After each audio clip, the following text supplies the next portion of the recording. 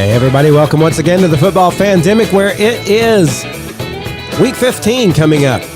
We're going to talk about those games. We're going to talk about what happened this last week. We're going to hit a little bit of news, all that and more here on the Football Fandemic.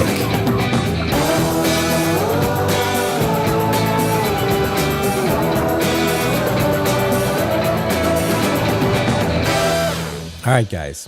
We're heading into week 15. This is a 17-game season, but there's 18 weeks because of the bye week. So we have this week, I guess, is 15, and then 3 after that, 16, 17, 18. So 4 weeks left of regular season football here to be played. And it's still crazy. We still have no idea what's going on in the AFC South. I can't think about the NFC South right now for some reason. I'm an AFC-minded person first and foremost. Those of you who are NFC, has that gotten any clearer this week? What? No, not at all. So also, just a muddy, unclear mess. We thought by this week we would have some clarity for sure. I'm like, nah, next week it's all going to start to shake out. No, sir. Everybody in the AFC at least, and possibly the NFC, every game just went completely weird. Everybody lost who I thought would win. Everybody won who I thought would lose. It was just cats and dogs sleeping together. It was mass hysteria. It was not good.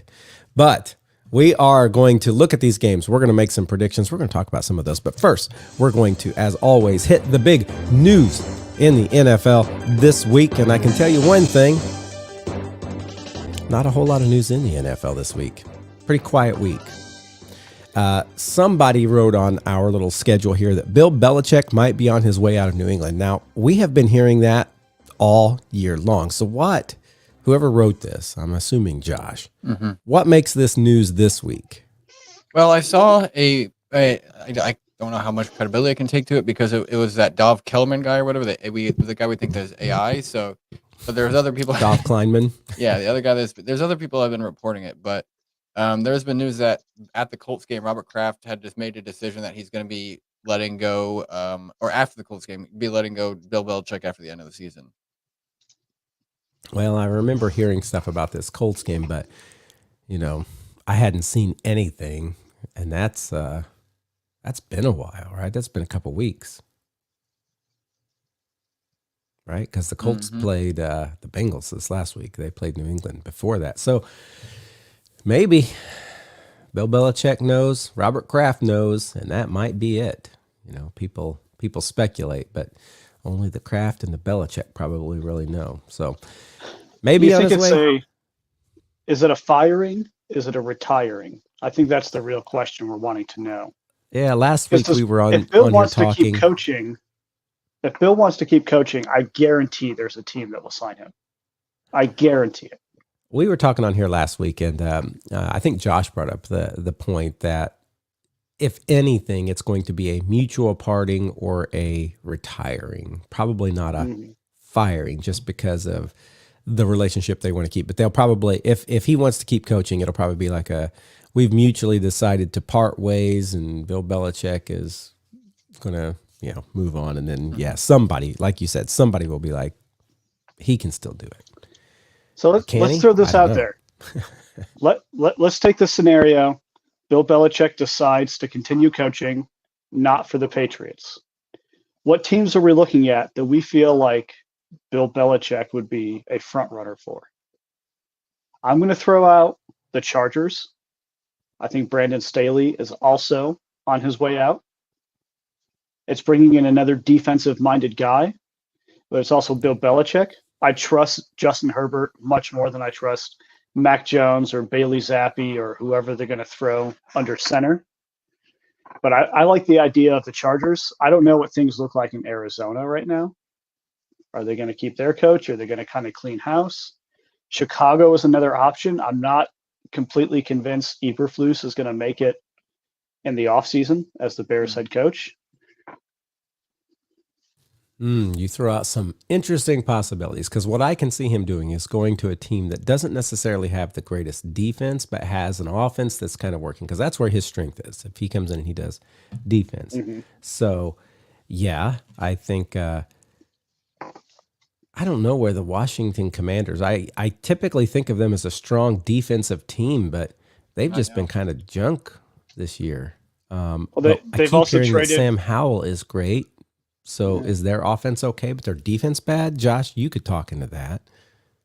I don't know. It's tough. I think a lot of it is the mindset of the players. I mean, we went and in 2020 we had a top five defense, and now as Ron Rivera is getting older and getting more relaxed into his position, he it seems like the fire, I guess if you want to call it, in with Ron Rivera has been like, I guess, flaming out, and that the players just are becoming more lazy and relaxed and not really like kind of not trying as hard or whatnot, and now that was Eric Bieniemy's coming on offense, and everybody's not liking how strict he is and how hard he is, and it's just, if they're not liking how strict and hard he is, I don't think Belichick's going to be a fit there, because I get the sense that Belichick is the strict guy, the hard guy. Yeah. And I could see the Chargers because they have a potent offense and a pretty horrible defense. And that does make sense. When I look at the Bears, I don't even know what I feel the identity of the Bears is. The Bears don't know.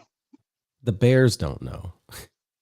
But he would be walking into a situation, and I know this is not Belichick's strong suit, of some amazing early draft capital acquired from Carolina. And so if Bill feels that he can go into Chicago, add a few essential pieces during the draft and throughout the offseason, and I'm sure there's players that want to play for Bill too. And so you got to look at free agency, some historic players that would be good for young locker rooms. They would want to play for Bill Belichick. Yeah, tell you what, whoever gets that, I do think Eberflus is gone. I'm just saying that. Whoever gets that Bears job, they are going to have some high draft picks. They've got 1 and 4, 3. Mm-hmm. 1 and 5 or something like that. 1 and 5. Yeah, it's 2 in the top 5 is never a bad deal. Texans last year basically drafted number 2 and number 3 overall. And did you see them turn from the team they were? Now, D'Amico Ryans also came in. Huge deal. Again, new coach. But, man, that team turned around. But it has to be a dream scenario for any coach. Whoever the Bears head coach is going to be come the end of the season, during free agency, before the draft, they're going to have everything they want to work with. Absolutely. Teams looking to get Justin Fields who think they might move on, and so they could pick up even more draft capital or other players. Yep. They're going to have lots of money because I think they do. They have lots of picks. Yeah. Yeah, if I'm a coach, that's where I want to go. But if I was coaching there, my first overall pick would be a kicker, and my second overall pick would be a punter. That's if I was the coach in Chicago. So yeah. they probably won't hire me, but the McCaskey family, when you listen to this, that's my strategic plan. It's nothing the NFL has ever seen.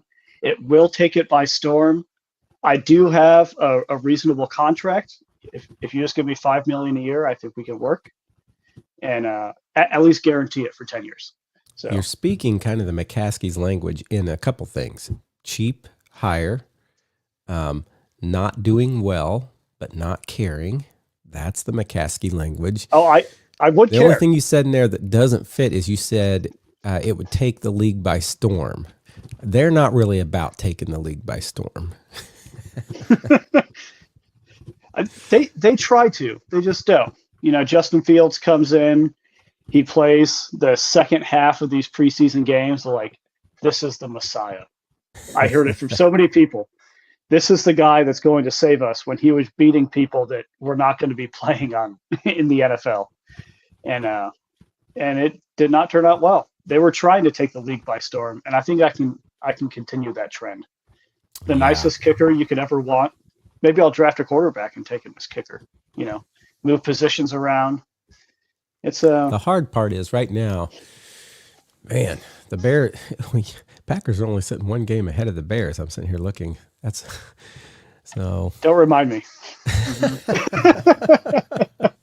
You're like, I'm trying to help that by helping the Bears down lower. Yes. But Yes. hard to go much lower than where they're at. I guess they can, though. They'll find a way. All right. What else do we have as news here? We have Frank Wycheck dies at 52. Didn't realize that happened this week. I've been so busy this week. I haven't been on top of hardly anything. But that happened. And that's really all the news we have today, unless somebody's thought of something that I haven't thought of. Not a lot of big shakeups happening in the league. A lot of people just kind of, reporting on this person might play, this person might not play, but it's not anybody huge. So that's our news. That's our news for today. Our predictions from the beginning of the year. How they faring, Josh? We predicted at the beginning of the year a whole bunch of games, and of course everybody got hurt and everything changed. But we've been doing okay. We've stayed positive. Are we still positive? Overall, yes, we're still positive, slightly positive. I mean, we can't go negative this week. We're at 112. We can't have a losing record if we lose all our games this week because we're at 112 and 98. So I think it's getting closer though. Yeah, it is getting closer. I might be able to go negative if we lose all games because if nobody's on a bye, then there is 16 games. But I believe there's a couple teams on a bye, so there is a slight possibility we go negative. I just can't see us getting everyone wrong. Yeah, I can't either. But overall, we went 6-9 this week, so we're not a great week, but we're still hanging on. Okay, all right. Well, this is the portion of the podcast where we traditionally look back at the game that just happened and we ponder and pontificate and we revel in the glory of our teams. I'm going to tell you, not a lot of glory. Now, there's some glory for one of you guys, but yeah, not me. It's only because you were on a bye. The Colts play the Bengals, and I'm just going to tell you, Josh kept asking me my MVP. During the game, Ronnie Harrison, not Rodney, Ronnie Harrison, who was elevated when Shaq was released, and he, in that game, got an interception. In this game, I think he got a pick six, right? I'm trying to remember. It's been so long. Mm-hmm. And I immediately, when that happened, I yelled, "There's my MVP." And then I never saw anybody else do anything worth anything. So we just kept that. Ronnie Harrison as the MVP. I don't know. I really wouldn't say anybody on our team got the MVP. We played the Bengals, and it's like every mistake we could make, we did. Now, granted, I don't feel like the refs were – I feel like the refs were hard against us in this. But, you got to play so good that the refs cannot influence the game. That's just what you have to do. And so aside from some of the terrible calls that I thought happened in that game, we just made mistake after mistake after mistake. Our offense didn't look good. Our defense didn't look sharp. It looked like they kind of were expecting an easier game.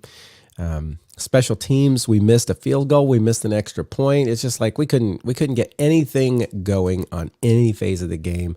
Colts, I was embarrassed by you. This was our chance. If we would have won this, Jags lost, Texans lost, somebody else that I needed to lose lost. We would have been sitting tied with the Jags for the division lead. Of course, they beat us so we'd have to win one more because they've beat us in our two games we've played. But we were there. We had the chance. We had the opportunity, and we wasted it. We squandered it. So I'm a little upset with the Colts this week. They've got some easy games on the schedule. They could still make a push. But, man, it's gotten a lot harder because the Bengals now jumped up into that playoff race. And, just everybody is in that playoff race, it seems like, in the AFC. So, Colts game this last week, not great. Let's go to the other not great. Packers, talk to us. Oh, my gosh. We did talk about this last week, all right? And I've mentioned this a few times in the podcast. It's a roller coaster of a season. I think we had a lock mentioned with this game by two different people. We did. This was supposed to be a lock, and we also mentioned if the Packers lost this game, this is like the roller coaster not being fully completed and just plummeting into the ground. Into the ground. And guess what? That's exactly what happened. It did. It went subterranean. And a quick plug for our TikTok. Josh went out and put some excellent content regarding that lock on our TikTok. Go check us out at at F Pandemic. Yeah, I think so. Yeah. Perfect. Peak social media stuff. It is right either there. Football Fandemic or F Fandemic, one of the two.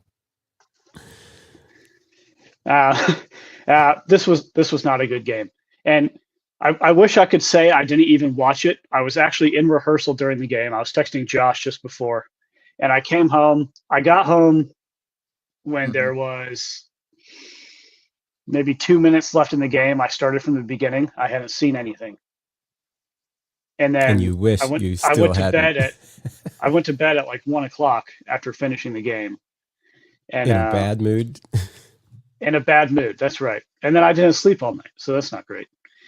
But I finished the game. My key takeaways is Jordan Love wasn't half bad. There was a lot of other mistakes around him that needed to be fixed. He was making some really, really good throws that were not being caught. And so that's not to the fault of Jordan. And we've talked about it on this podcast a lot on how everything the quarterback does is inflated and everything is instantly their fault. Mm-hmm. Well, I'm coming out. It's not Jordan's fault. You know, if a ball gets tipped and intercepted, that's not what happened in this game. Jordan just threw an interception. But we've talked about it with the Commanders before, back when you had the greatest quarterback of all time on your team, Carson Wentz, getting balls tipped all the time and then intercepted. That's not really his fault for the interception. And if a receiver drops a perfectly placed ball, that's not the quarterback's fault on that drop. That's the receiver's fault. If the quarterback gets sacked on a play, it could be the quarterback's fault, but it's not necessarily the quarterback's fault if someone doesn't block a defender. Right. And so I can't be up on Jordan for this. Blocking overall was okay. Zach Tom is continuing to shine and shine and shine. I love Zach Tom. He's playing right tackle for us and has been excelling at that position. Dontavian Wicks. I mean, let's talk about his touchdown. No. Malik Heath. Let's talk about his touchdown. It's a touchdown that didn't look like a touchdown. You know, it was right on the goal line when he caught the ball and kind of angled his. There, I'll do this. And angled his body and put the ball just right over the goal line before he exited the field, before he was out of bounds. Extremely impressive catch with a ton of pressure around him from the defense that deserves something to be noted. The defense, I guess, can't beat an Italian man that lives in his parents' basement. And so please get rid of Joe Barry. Please. I'd even bring in just Bill Belichick. I'd bring in Bill Belichick just to be the defensive coordinator. What about now? coach? He probably wouldn't do that. I like LaFleur a lot still. No, I still have a soft spot for him, but he does need to pony up. I understand it's not a fun conversation to have, but I'm going to give you the script. Joe, you're fired, and that's it. That's all you have to say. Highly concise. Yes, and say it like an Italian, so he remembers Tommy DeVito. Yeah. Another social media plug is the MVP of the Packers Giants game, and thanks Josh for putting it in. It's the little Italian hand sign. Mm-hmm. That's our thumbnail also. The Tommy DeVito doing that. Put it in our thumbnail. Yeah. This is the MVP of the game because this is why we lost, and this was stellar quarterback play right there. And I can't even be mad. I mean, Tommy DeVito came and just laid out. And the Giants 100% performed better. The Packers deserve to lose that game. I can't blame it on anything else. We did not see that coming, though, did we? No. In our roller coaster, everyone's dead. They fell off the highest part. Beating the Lions, you're on the up and up. Beating the Kansas City Chiefs, you're even higher. And then you fly off from there. Yeah. And so everyone's dead on this roller coaster. We have the Buccaneers this week at Lambeau. That should be a feel-good game, maybe. Yeah, it's a noon game. I think I'll be on an airplane at that time, so I will not watch that game live. I'll, see the aftermath of it. But I do feel confident in Green Bay's ability to play at home in Lambeau in December. So you're Aaron driving Jones is from back. Texas to Illinois, and then you're getting on a plane to go to North Carolina? Yeah, so I'll kind of explain this. Anyone that wants to follow me around over Christmas break, these are my detailed plans. My wife and I rescued a dog about a year ago. He doesn't like other people. He loves us, but he spent a long time being abused. So we take care of him very well. And I have some in-laws in central Illinois that live on 4 acres. Our dog loves to sniff absolutely everything. His love language is sniffing. And he can do whatever he wants on those 4 acres for a whole week. So we're driving him there and dropping him off, and they're going to watch him for a week. Then we're going to fly out to North Carolina, where my parents live, spend about a week there, a few days. Then we're going to fly back, have Christmas with my wife's family, drive up north to where central Illinois. Yeah, where my dog is. Right. Then we're going to pack up our stuff and our dog, drive up to northern Illinois to see the rest of my family that lives there. My parents moved from northern Illinois to North Carolina. See them, and then drive back to Texas on New Year's Eve. It's a lot of travel. I do not envy you one bit. Travel for me, yes, not exciting. And the MVP of that is going to be my fuel efficiency gas mileage in my hybrid vehicle. Thank you. Thank you for that. We'll have to put an MVP post up for your car. Yes, thank you. 43 miles to the gallon is what we're That's getting. what you want. Yeah. Oh, Josh, do you want to comment at all on the Commanders' win over the bye? Now, in the middle of the week, you said you lost the bye, so I'm confused. I figured we would, but we won the buys because right now, we're not going to make the playoffs. I already addressed that last week, and the teams that we needed to win for a better draft pick won. The Bears won, the Giants won, the Titans won. And so we are the sole leaders at the 4th overall pick right now. Because if we win next week, we still have the edge over them because of the Giants beat us twice, the Titans some sort of head-to-head thing. So no matter what, we're still the 4th pick, even if we win next week. So we won the bye just by getting the 4th pick locked down. And who do you play next week? The Rams. That's probably not even likely to win. I know. So, yay! I guess. Hey, Josh, if you can call up and just let him have Puka get 1,000 yards that game, I'd appreciate that. It'd come at the right time of the season for you, wouldn't it, Brandon? In our fantasy league. Yeah, I'm already locked for the playoffs. So guaranteed spot 1 through 4 somewhere in there. I'm hanging on to 1 right now. I think I'm locked for I don't even care anymore. Because I'm so far away from everything. I think I was beat pretty handily by your wife this last week. Good game to her. Oh, yes. Yeah. She had some players. Let's go to the Blake Harris corner. This is all the games that were not our games that we want to comment on. The Chiefs lose. Who did they play this last week? The Bills. The Buffalo Bills. I want to cover this one really quick. The Bills came back. Cover it for us, Brandon. They did. So apparently this is controversial. I don't think it should be. Players have weighed in across all NFL media on 2 different sides. The NFL has weighed in. Now, the most important part is we are going to weigh in. People have had to wait for our comments here. The very last play of the game, extremely impressive. Pass to Travis Kelce, right down the middle. Lateral backwards to Kadarius Toney, in for a touchdown to win the game, and it would have been miraculous. But Kadarius Toney was lined up off sides. He was ahead of the line of scrimmage. By definition, he is off sides, which the referees threw a flag calling it offsides, and it officially ended the game because it was a penalty. There were no timeouts left. No, there was a couple seconds. There was a couple seconds left. It was second down, and they called offsides. But one of my friends brings up a great point. So let's say in this instance, offsides. Pat Mahomes throws the ball. Travis Kelce drops it.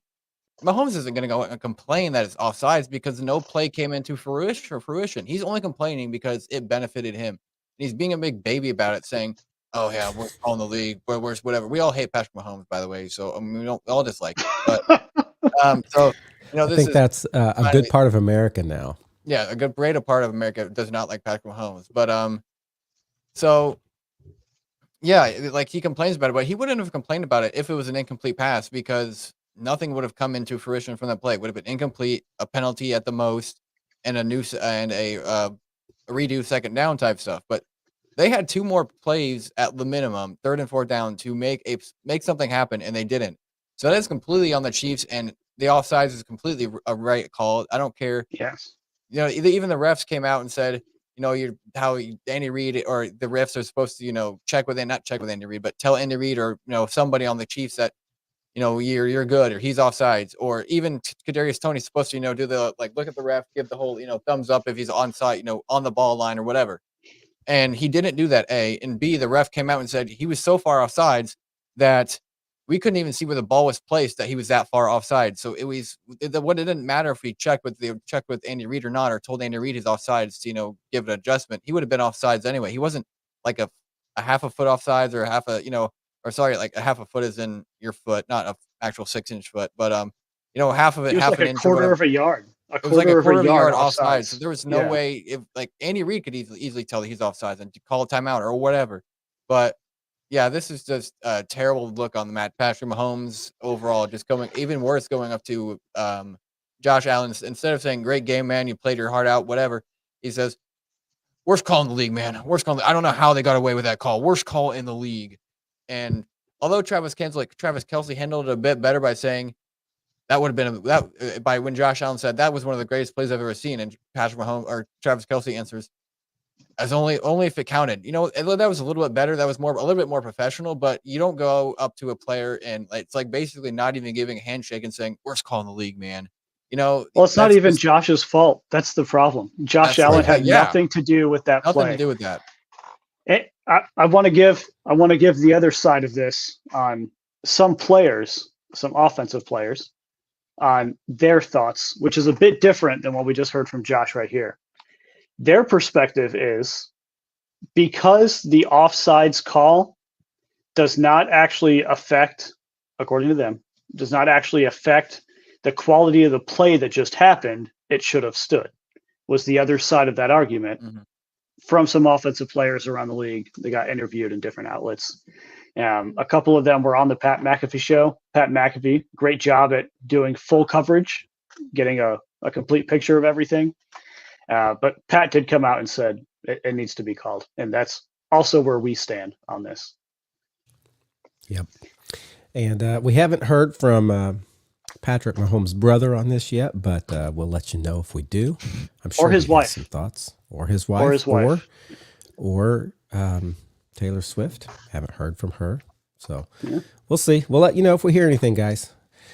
Eagles, they continued a losing streak, if you can believe that. They were doing so well, but now they've lost a couple in a row, and it was the Cowboys who took them down, and the Cowboys who now own that division with the same record. I think they're both 10-3, but the Cowboys are number 1. Boy, Blake Faith, I want you to hear this. The Cowboys are number 1 in that division. That was an exciting game. What did you guys think of the game? So the Eagles started that game, and the Cowboys started that game. Eagles were number 1 in the playoff picture right there. That's the premium spot you want. It's the only one that offers a bye week going into the playoffs for you to get rested and healthy. They are now number 5. And for our listeners that don't fully understand, spots 1 through 4 are reserved for the division winners. So 5 through 7. 10-3, and the division winner with the least wins is what? I have to look here. Probably the Falcons, NFC South. Buccaneers, 6 and 7. Buccaneers. Losing record. Buccaneers right now are having a better seed than the Philadelphia Eagles. And I think that if it ended right now, Josh, correct me if I'm wrong on this, the Eagles would have to go to Tampa Bay for a game. I believe. Correct? Yeah, 4th and 5th seed? Yep. Yeah. And so they wouldn't even get a home game, even though they have such a good record. Anyone on this podcast wants a 10-3 record right now. And they are the 5th seed. But let's also look at it. Last week, that was Dallas looking in. Yep. Dallas is wanting that number 1 seed. They're wanting to cement themselves as the top NFC contender. And I think it's going to flip back and forth. Yeah. A couple more times before the season ends. I was going to say that those two teams, we're going to be watching them every week because they're going to try to be neck and neck for, do we get that number 1? And of course you got, Philadelphia sitting, I mean, not Philadelphia, 49ers sitting there at 10-3, who could end up taking that number 1 overall spot, but still it's true. It's a difference between spot 2 and spot 5. And it's going to be a big deal. And that's such a large thing. The spot 5, while you can host a playoff game, you're going to have to hope that spots 6 and 7 play you in the championship. That's the way you get to host a playoff game. And right now with our spots 6 and 7, I don't have much faith in them. I do have faith in whoever will be in spot 5 because it'll either be the Eagles or the Cowboys, two teams that can put up massive offense and defense. And then I think the 49ers, it's one of those 3 teams is going to be the NFC representative. And it's you're going to want to host that home game. You're going to want that home playoff game. And having a bye, that's the best of all. So everybody's after it. Everybody's after it. So that was a interesting game with interesting outcomes. We also had Monday Night Football full of upsets. What do we mean, Josh? Well, we all know the Giants upset the Packers. We talked about that a bit. We did. We were all, me and Brandon was very upset. I was just a little upset because I called them as my lock. But I think distraught is more of a better term. Is there something worse than distraught? Gutted. Gutted. Put all of the synonyms in there. And then the Titans had upset within the last couple of minutes. They upset the Dolphins, which Dolphins we all expected to win. That was crazy too. Yeah. Yeah, they came back. They were down. What was it? I have to look at the score again. The Titans came back down from 27-13 or something within 5 minutes or 6 minutes or something like that left in the game, and they won 28-27. Yeah, very impressive. You do not see that often. And that was Will Levis under center? It's Will Levis. Yeah, the AFC South is going to have some fun quarterbacking going on next year. I could say they have it going on this year, but with Will Levis having a little bit more, Anthony Richardson finally getting in, CJ Stroud looking great already, Trevor Lawrence, those aren't bad quarterbacks. Well, we don't know about Anthony Richardson at all. So I'm holding out hope that he's going to be good. But we'll have to see where that goes. We'll form a prayer circle, Matthew, for Anthony definitely Richardson. Do that. Buccaneers take the division from the Falcons. If you can call that taking the division when 3 teams have 6 and 7 and one has 1 and 12. No team in that division has a winning record, and all 3 of the other teams have the same record, but for the tiebreakers, the Buccaneers took it from the Falcons. You took it, Buccaneers. Let's see if you can hold it. Who knows what the heck is going to go on in that division? Who knows who is going to be the winner in that division by the end of this? It is such a bad division. But I'm just glad that that's not the AFC South, because there have been years where that's been the AFC South. So it's not us. And in the storyline of this, the part that upsets me is a team is going to go in and play ridiculously well in a playoff game where they might win, they might lose. Like we saw with the Commanders a few years ago. They went to Tampa Bay, or Tampa Bay came to town. Tampa Bay came to town because we won it. Yep. Yeah, and that was Heineke under center and completely balled out. That was their toughest game, and that was their Super Bowl run. Yep. Tampa Bay Super Bowl run. That was crazy. Their toughest game was against it a losing team. It wasn't even it was because they all expected Alex Smith, and he last minute we couldn't, last minute as in the very last minute we can make a change at quarterback or whatnot. We couldn't play him, so nobody expected Taylor Heineke, A, and then B, the defense was at its peak at that point. So every team that played the Commanders was having a hard time playing our defense, and that's probably the reason we actually won the division. So, yeah. Yeah, that was a good one. You can look back and remember those days whenever you get looking at your record this year and you're just down. Just go back and remember that. That was good times. I do remember I called the Commanders or the football team at the time to win the division.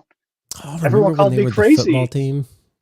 Everyone called me crazy. They said it's going to be Dallas. Mm-hmm. Dallas is going to win the division. And guess who shattered his leg? Dak Prescott. Guess who didn't win the division? The Cowboys. I have a feeling this year the Commanders are not going to pull off this great upset. There is no way. not with the way the Eagles and we are talking about. We got the Bears upsetting the Lions, and Josh called it. None of us, meaning myself and Brandon, expected this at all. And yet here it is. The Bears have won again. Again, the Bears are one game behind the Packers in wins. They're ahead of the Washington Commander in wins. We didn't think they'd be this good at all. And the Lions, we thought, could go all the way. That was a rough week. This has been a couple of rough weeks for the Lions, right? Here's my problem with that, Matthew. The Bears right now are sitting in a position where they can still make the playoffs, or they can have the 5th overall pick just from their position. I think they'll get the 1st overall pick from the Panthers. That's a trade. That doesn't. I think that do one's anything pretty with much the Bears a lock. record. That's a lock. Yeah. But a potential for the 5th overall pick or the playoffs. You know how wildly different those two are? Because if you go to the playoffs, you're automatically in the second half of the first round. 21st pick or something like that. Yeah. What a swing. Automatically second half. Or top 5. That is how close this race is right now. And it's a closer race than we've had in a long time. Bears fans probably want them to have the 5th overall pick. To have 1 and 5, to have 2 picks in the top 5, that's a better deal than they're not going to win the Super Bowl. It depends on the Bears fan. You know, the super uber realistic ones, they're very few, probably want the 2 top 5 picks. The Bears fans I interact with thinks Justin Fields is still the answer, especially after his performance these past couple of weeks. Well, and so they're like, we got it. Let's just develop around him. We'll get the 1st overall pick from Carolina to take Marvin Harrison Jr. And then, or trade to the 2nd or 3rd position, let a quarterback get taken, get a bunch of draft capital, and then take Marvin Harrison Jr., which I would hate, Matthew would hate, Josh would hate. Yeah. And they want that to happen with Justin Fields under center still. They put so much stock into Justin Fields being their savior. I just want to say something. Oh, my gosh. By some chance, because, anything can happen. If by some chance Justin Fields, after that little hiatus he had where he was injured, he comes back and they do make the playoffs and he balls out and they win the Super Bowl and they have the number 1 overall pick, we will humbly eat all of our words. I will not. I do not go down humbly for that. I just don't think that that's going to happen or that we're going to have to do that. No. So. But I think they'll win a couple more games throughout the season. I still think they'll be within a top 10. They'll have 2 top 10 picks just naturally, and where the draft order will fall. Whether they trade in or out of those will be up to the organization. I don't think they are going to make the playoffs. I know the chances are slim that they're going to be in right now, but they can still do it. I think they need to win out is their greatest chance of winning it. Josh can tell you more of the analytics on that. But if the Bears win out, they have a much higher chance of going to the playoffs. And they need a couple teams to lose in there, but winning out is going to be their largest thing to increase their chances of going. And I think this was the Bears' first win with Matt Eberflus in a division game as well. Is that right? I think so. Yeah. That's never what you want. This is his 2nd season there, right? Matt, 3rd, right? No, Matt Eberflus is 2nd. Sorry, 2nd. Yeah, Matt Eberflus. He was head coach last year, this year, but to just now get your 1st division win, yikes! Jets to continue the upsets that have gone on. Boy, none of us saw the Jets taking the Texans. The Texans have looked good. What? CJ Stroud has looked good, and the Jets have looked bad. And then Zach Wilson comes back, and boom, Jets beat the Texans, which is good for me in the AFC South. It kept the Texans from leapfrogging us, but I did not expect that. I don't think anyone, including me, I'm not about to do a philosophical thing. No one understands what the Jets are doing right now. And somehow they're still winning games. I'm not confident the Jets know what they're doing either. It's a free for all, a coin flip, voodoo, ayahuasca. I don't know. No one knows what they're doing. And somehow they're coming out and beating teams they have no business beating. Yeah. And it's Zach Wilson. You know, they should have been demolished by the Texans. They should have been demolished by Philly. So today, guys, today is the 14th of December. Do you remember what the 14th of December was? Aaron Rodgers. It was the day Aaron Rodgers said he might come back, right? Middle of December. Here we are. You think he'll be back? Oh, I think it depends on their game this week. Yeah, if they win this game, if they're here's Aaron's point of view, and I can tell you this after years of having Aaron. If there is still a mathematical probability of the postseason, Aaron wants to be under center. Mm-hmm. That's straight up. How surprised would you be if he was the starter this Sunday? Who do they play this Sunday? I don't even know. Is it the Commanders? No, Commanders is next week. Miami. Oof. In Miami or in New York? At Miami. I don't think he's going to play this Sunday. Aaron does awful. From experience. I'm just saying from experience. In Miami. In Florida. It doesn't matter. Tampa Bay, Florida, Jacksonville, anyway. Miami. Open fields that are very humid is where he does the worst. Which all of those stadiums are open. Miami is an open field. Raymond James is an open field. Jacksonville is an open field. You want to talk about the bomb of news that we missed. If they would name him starter between now and Sunday, if he would actually start, we would have missed that here on this podcast. That would be so sad because we wouldn't have got to talk about it. But I'm with you. I don't think he'll start this Sunday. I think depending if they go in and somehow beat the Dolphins like the Titans did, you might see him the next week. I'm stressed and I'm not even a fan of that team. Stressed for which team? I'm just stressed for the Jets. I mean, it's a weird position too because they're trying to cycle through people. They don't really have an identity. Their identity was supposed to be Aaron Rodgers coming in, dominating the league. That was the identity throughout the entire offseason. And we talked about it on this podcast, and we even had them going to the Super Bowl. Right now, that looks pretty slim. They're out. They're not mathematically out. Where do they sit in the playoff race, Josh? Let me look.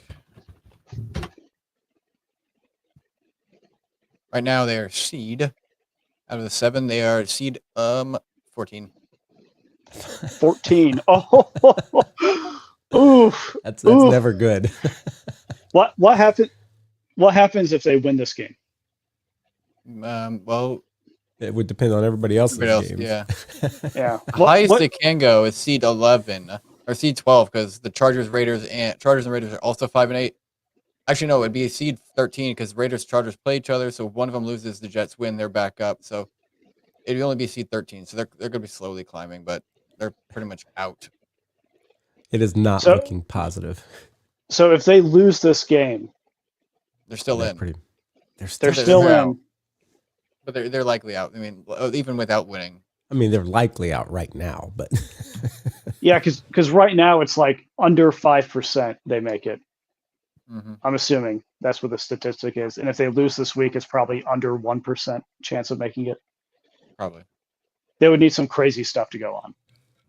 Guys, there's somebody in the world who is saying the Jets versus the Bears in the Super Bowl because they think the unlikeliest will happen.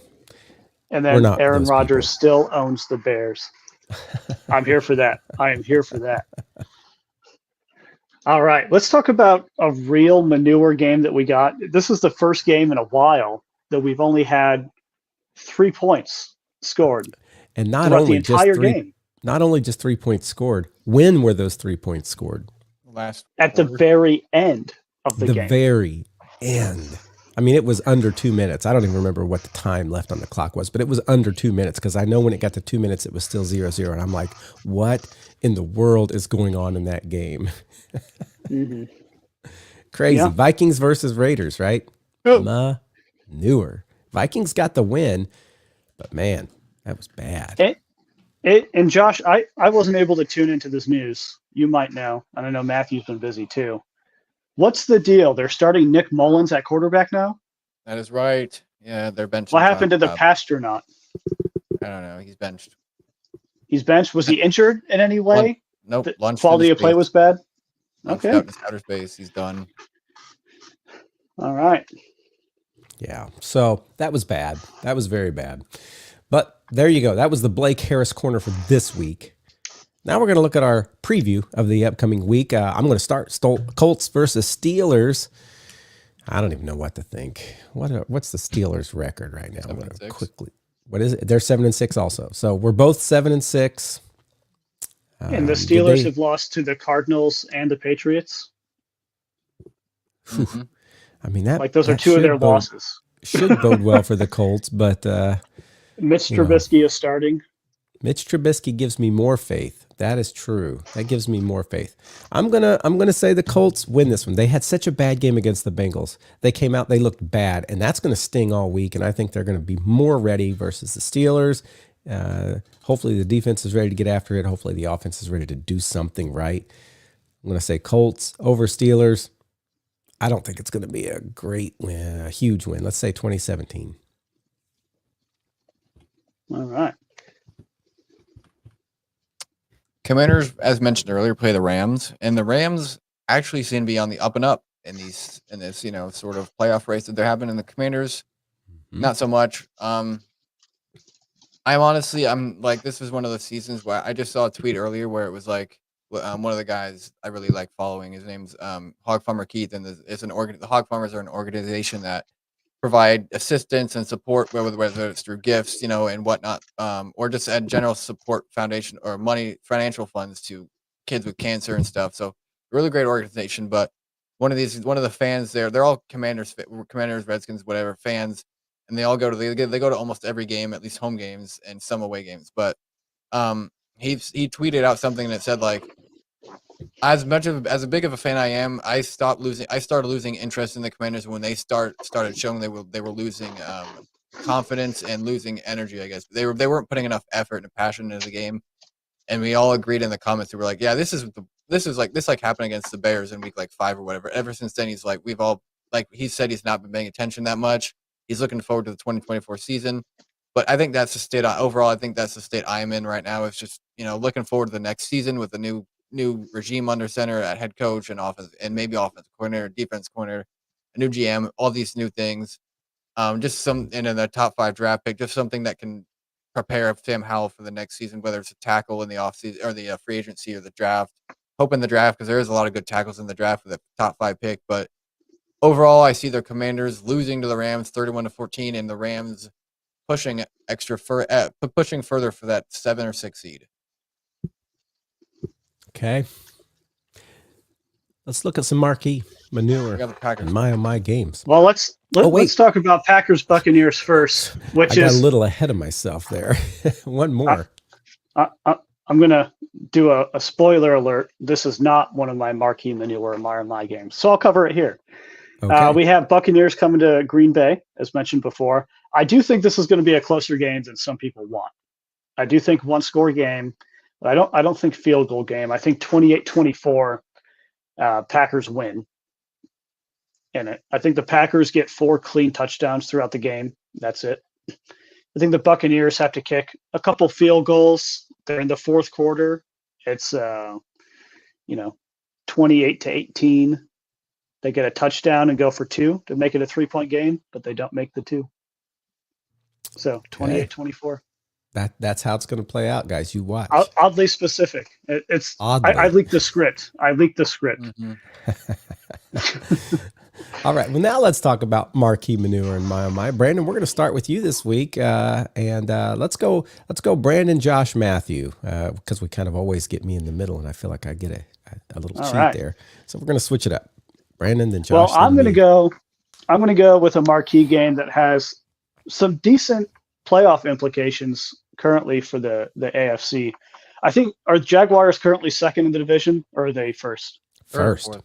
Oh, the First? division, yes. First in our division. Yep. 8-5. We got a couple 7 and 6s, and then 5 and 8, I believe it is, with the Titans. Yeah, and I think the Ravens are also first in their division, second seed. They're first Somewhere in there? the AFC. First seed. Ooh. They're first seed So this right is- now. They're ahead of the this is- Dolphins at this point. Potential playoff matchup right here. I do expect a pretty, actually really good game. I know the Ravens last week kind of took a step back. They went to overtime with the Rams and then had an amazing punt return for a touchdown to close out that game. I think Jacksonville is going to put up quite a bit of a fight against the Ravens and give them a run for their money. But these are the kind of games this time of the year that we're here for. I think the Jaguars, if everything falls out well, can still climb the ladder. You know, they can get above 4th seed. I don't know if they can get up to that coveted 1st seed, but, you know, I can see them being 3rd seed if they win their division and win out the season. So I'm going to go Ravens in Jacksonville. I'm going to just quickly say, Ravens have 10-3, the same as those teams in the NFC that we're so high on. They're the only team in the AFC with a 10-3 record. So they match Dallas and Philly and 49ers right now as far as their game record. Jacksonville, last week, Trevor Lawrence played after injuring himself. He did not look great. They didn't win. So I'm hoping that they continue to struggle as he's trying to get back to health and that they lose a couple more. But there you go. We'll see what happens in that game. But Josh, what's your marquee? Call me crazy, but my marquee. Hey, crazy. Marquee game is Steelers at Colts. That's crazy. Whoa. Because of the serious playoff implications for both these 7 and 6 teams on the line. Both of them are at the 6 and 7 seed, and one of them wins, one of them goes higher, one of them loses, one of them probably gets bounced out of the playoffs for this after this week at least, based off if the Texans win or the Broncos win. So this is a very serious game for both teams, and honestly, I agree with Matthew. Just because of the Steelers do not have anything going on offense, I think the Colts have a competent enough defense to stop that. And the Colts just have barely enough of a competent enough offense to play against a great defense like the Steelers, that the Colts edge out the Steelers just by a little bit. Yeah, the Colts are sitting in the 7th seed at the bubble, and the Steelers at the 6th seed. So yeah, this game matters. And of course, there's like a whole lot of teams sitting at 8-5 and 7 and 6, and so we just gotta. Somebody's got to win that one. Why not us? I'm going to go the marquee game, Dallas and Buffalo. Dallas obviously looking great, but I think Buffalo came into Kansas City last week ready to go. I think they're gaining a little confidence back. I think Josh Allen is ready to kind of put all these people who said, middle of the season, we're all like, I guess the Buffalo Bills aren't what we thought they are. They're done. I think he's ready to say, no, we're not done. And if he could come in and beat Dallas, that's a statement.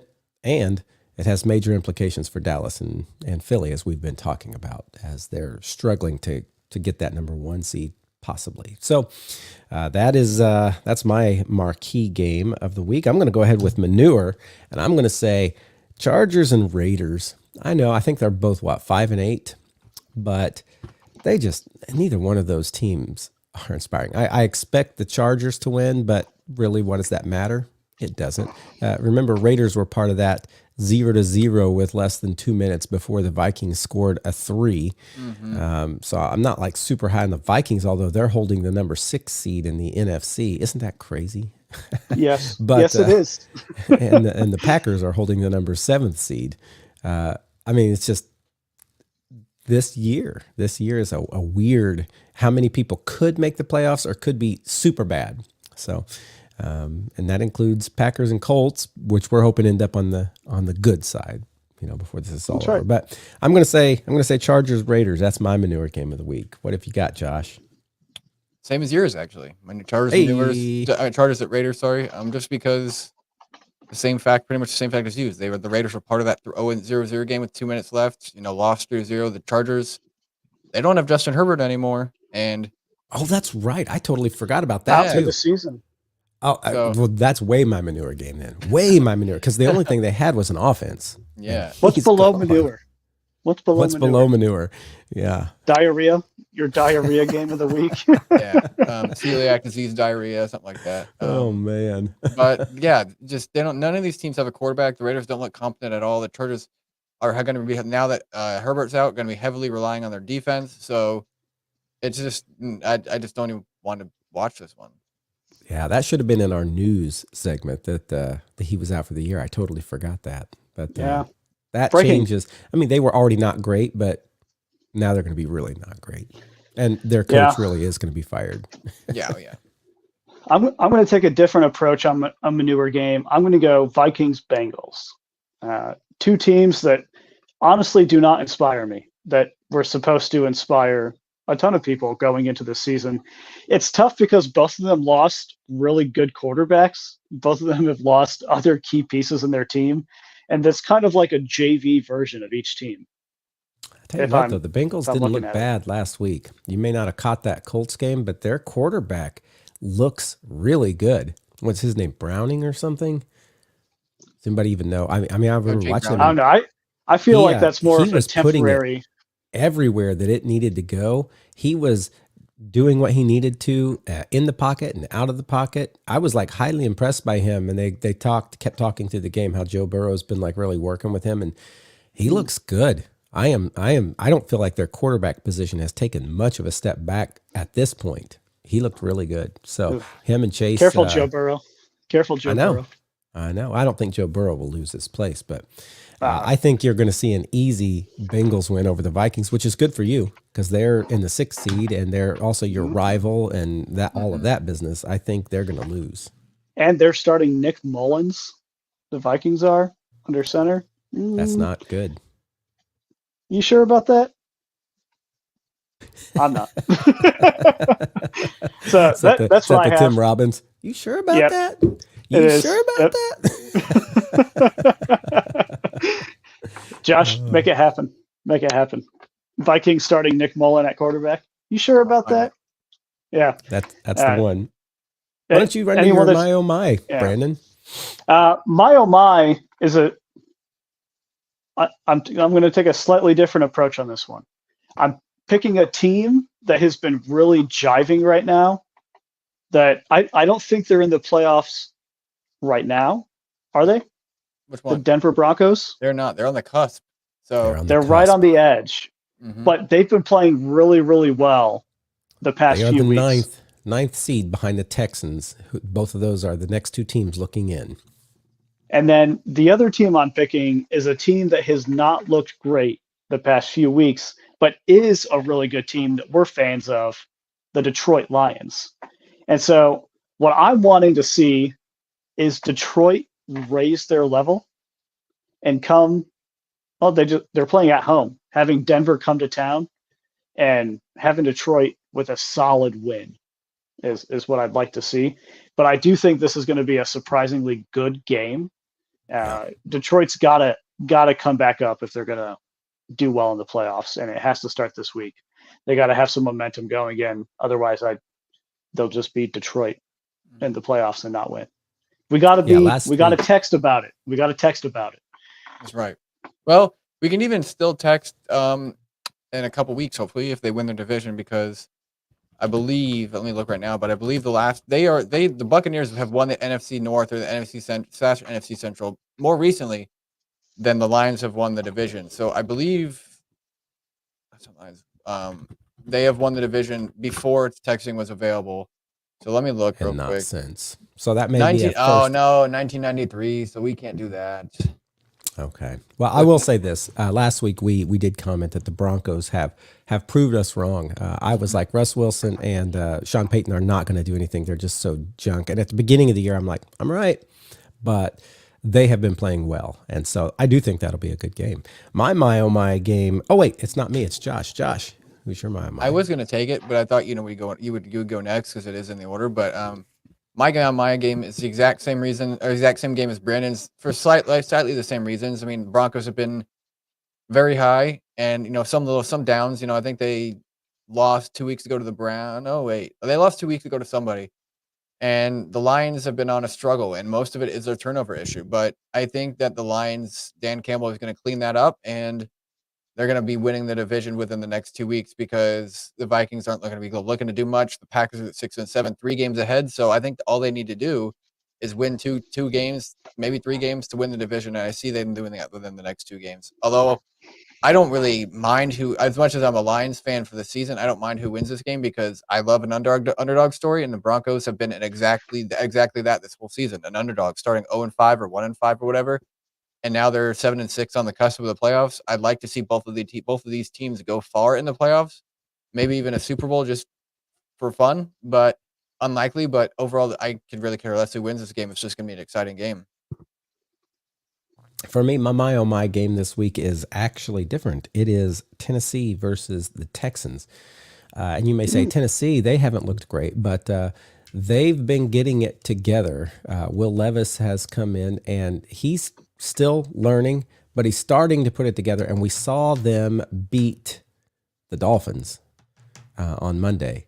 I don't think it's out of the question that they could win some games nobody expected. And I would, if any game I want them to win, it's against the Texans because the Texans are tied with us right now. We're both at 7-6. It would push them down. The Titans are so far down. They're at 5-8. It'd bring them up to 6-8. And the Texans would go down to 7-7. That would be good for me in the AFC South. But I also think it's fun to watch Will Levis versus CJ Stroud. I think that's going to be a fun game. I think they're both going to get in there and do better than I expected. I do think the Texans will win, but I would love for Tennessee to do that. So that's my game. Let's talk about upsets, though. Let's talk about upsets and locks. Let's just hit both our upset and our lock at the same time. And I'm going to start since we're on me. What? My upset of the week. You guys, I'm actually going to do my lock first because my upset's such a crazy thing. My lock of the week, I'm going KC over New England. I know KC isn't, top like all these 10-3 teams, and I know they were mad when they lost this last game. I think they're going to come back. I think they're easily going to beat New England, who has just looked like junk. And so I think that's a lock. Got to stay on sides. You got to stay on sides. They do have to stay on sides. That's right. My upset of the week, though, and this is going to have everybody scratching their heads, but I just feel like this kind of thing can happen, and I feel like if there's a team that's going to make it happen, it's this one. I think Arizona beats San Francisco this week, guys. What? Crazy, I'm telling you. But these two teams always play hard, and Arizona has beat a few teams that were. And they've come really close to beating a few teams that were really good. And at the beginning of the year, we thought they are totally tanking. And I think they started off the year surprising everybody by how close they came to beating some teams that were amazingly high up there. Could happen again. Now, granted, if this happens, it is crazy because San Francisco is a stacked team. San Francisco is a stacked team that just looks like they're going to win the Super Bowl. But this could be the week that Arizona beats them. So that's going to be my upset. If it happens, I'm a genius. If it doesn't happen, nobody expected it anyway. So there you go. All right. My upset or my lock, same as Matthew's actually. Just whoa. The Chiefs have been on, it's sort of a downhill spiral recently. They lost back-to-back against the Packers and Bills. Although the Bills was completely deserving, Packers was too. They both completely dominated both games in all aspects of it. I expect this is one to be this could be to be the game where the Chiefs turn things around and start going back on them their dominant swing. Because looking at the rest of the schedule, it is probably the easiest cakewalk I've seen in my life. All 4 of these games, the next 4 games they play, is against backup quarterbacks. They have Bailey Zappi, Patriots, Aiden O'Connell, or at least backup quarterbacks that didn't start week 1. I mean, they may be the starter now, but they weren't intended to be the starter week 1. They have Bailey Zappi this week, Aiden O'Connell against the Raiders next week, Jake Browning against the Bengals next week or the week after, and then the Chargers with Easton Stick. So this is the easiest cakewalk, and I'd be very surprised if they don't get things back under control, the next 4 games and make a deep playoff run. I don't expect them to get the 1 seed. I think the Ravens already have that locked up unless, Lamar gets injured like we all thought. But I think they're going to be a very dangerous team based off these last 4 games because they're going to carry that into that wild card game against whoever they play. So that is my lock. My upset, I just like to point out that I am 2-0 I'm in the new Matthew Thomas. I'm 2-0 in upsets for the last 2 weeks. So I'm hoping to make it 3-0. But my upset is Seahawks over Eagles. And the reason being is David Carr. Yeah, not Derek Carr. I always get them confused sometimes. But David Carr, the analyst, older brother of Derek Carr, about a week ago said, and people really got at him for it, he said that he does not believe, he thinks that Marcus Mariota should be starting for the Eagles for a couple of weeks, basically for a couple of weeks. I don't know if he said that, but for a couple of weeks because Jalen Hurts does not look at the Eagles and Jalen Hurts do not play their best when Jalen Hurts is injured, which he sort of is right now. I completely agree. They've lost 3 games in a row because Jalen Hurts has been injured because of faulty penalties or faulty turnovers that happen not because he's injured, but because this team isn't performing up to expectations. And I think that if Jalen Hurts is starting, there's a chance the Seahawks make that push and win this game because they're also on that cusp of the playoff, the wild card berth. And I think that this is one of those that they have to win to make the playoffs. All right. I'm going to go with my lock of the week, which is Matthew's upset. I think the 49ers do beat the Cardinals. It's a much safer bet than I chose. I like the enthusiasm, Matthew. I really do. It's I'm here for that storyline. Mentally, physically, I'm not. Physically, I'm here for the 49ers to just steamroll the Cardinals. I don't think it's going to be a close game. I know it's a divisional matchup. Sometimes that matters. It does not this time. Give me the 49ers. 99.99% of the time. Yeah. There's that 1%, 0.1% though. 0.01. Yeah. That's the one I'm betting on. Yeah, the 0.01%. Right. Go big or go home, right? And my upset of the week, I'm going to go, I think the Panthers beat the Falcons this week. Another divisional matchup. Whoa, that is a good upset. Panthers currently 1 game. 1 for the season, which is against who? Who do they beat? I'll let Josh look it up. Was it the Texans? Might have been the Texans. Oh yeah. The battle of the first and second. That's right. Yeah, the game we called it. I think I remember this game because it was the game we called a tie in our predictions, and they won by 2. Yeah, there you go. Pretty close. So that's going to be my upset. Falcons, like we talked about, they're at 6-7. All kind of in that jumble for winning the AFC South. I think they lose this week to the Panthers at home. Mm-hmm. Is it at home? I don't know. I believe so. Let me look for it. I should be able to tell you really quickly if I can find the game. In Carolina. Okay. So Panthers win at home. That's an upset. All right. Well, I think, guys, that just about does it for us here. Don't forget, if you are doing fantasy, get in your fantasy predictions because that ice cream is still sitting there ready to be won. I actually secured Join us. I secured the ice cream. Oh, Josh is still saying something. What? You were talking about the prediction thing. I've secured the ice cream by at least 20 wins now. So. All right. Well, our music ran out while Josh was telling us all that. So I'm going to play the music one more time and say, hey, everybody, don't even worry about the predictions. They're stupid. Josh has already secured the ice cream. But join us next week on the Fantasy Fandemic, Football Fandemic, because we're going to talk about Week 16. Next week might be off. We'll see. Bye.